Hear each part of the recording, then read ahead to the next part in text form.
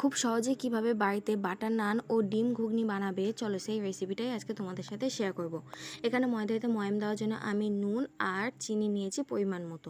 আর এখানে একটা 20 টাকা দামে যে গুঁড়ো দুধের প্যাকেটগুলো হয় সেই প্যাকেট আমি ব্যবহার করেছি। একটা ডিম নিয়েছি, আমি আমার পরিমাণ মতো এখানে সমস্ত জিনিসপত্রগুলো উপকরণ নিয়ে নিয়েছি। তোমরা তোমাদের পরিমাণ মতো বাড়িয়ে কমিয়ে নিতে পারো। একটা ইনো দিয়েছি ময়দাতে, সবগুলো ভালো করে আগে মিক্সড করে নিয়েছি, নিয়ে তারপর হালকা উষ্ণ গরম জল দিয়ে ময়দাটাকে মেখে নিচ্ছি। ময়দাটা মাখার সময় এখানে আমি একটু সাদা তেল ব্যবহার করেছি।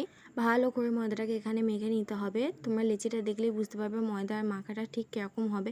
খুব বেশি শক্ত হবে না, আবার খুব বেশি নরমও হবে না। তো চলো এবার বেলে নেওয়া যাক লেচিগুলোকে।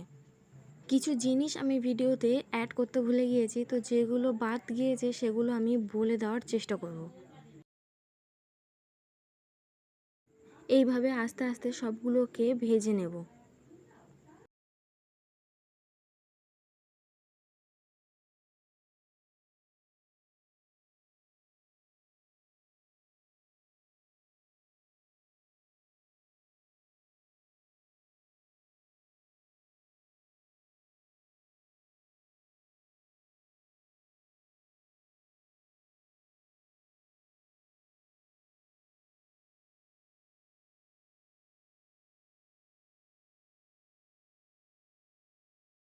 পাশেই প্রেসার কুকারে ডিম ঘুগনি করার জন্য আলু আর মটরটাকে সিদ্ধ করে রাখা আছে। এই যে আমাদের বাটার নান রেডি। এবার ডিম ঘুগনিটা কিভাবে বানাচ্ছি সেটা দেখে নাও। তেলের উপর তেজপাতা ফোড়ন দিয়ে পেঁয়াজটা দিয়ে দিয়েছি।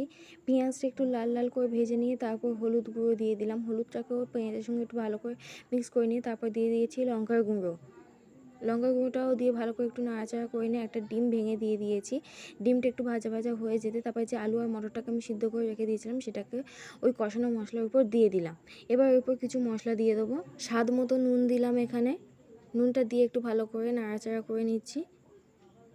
এখানে একটা ভাজা মশলা ব্যবহার করা হয়েছে। ভাজা মশলাটার মধ্যে রয়েছে জিরে, মৌরি, ধনে, গোলমরিচ। সেটাকে শুকনো কড়াইতে ভেজে তারপর গুঁড়ো করে নিয়ে তরকারির উপর দিয়ে দেওয়া হলো। এবার লাস্টে দেওয়া হলো গরম মশলা। গরম মশলাটা দিয়ে ভালো করে একটু ফুটিয়ে নাড়াচাড়া করে নিয়ে তারপর আমরা নামিয়ে নেব।